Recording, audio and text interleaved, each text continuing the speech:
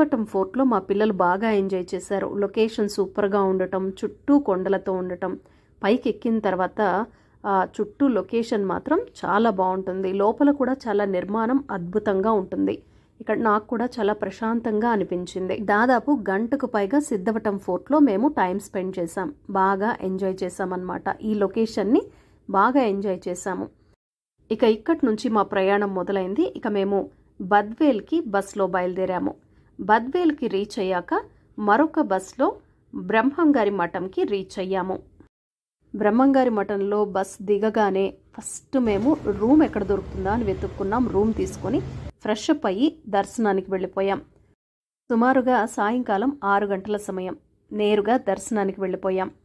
హాయిగా దర్శనం చేసుకున్నాం. చాలా చక్కగా ప్రశాంతంగా దర్శనం జరిగింది. చాలా రిలాక్స్ అయిపోయాను నేను మాత్రం. ఇక అక్కడి నుంచి బ్రహ్మంగారి మఠం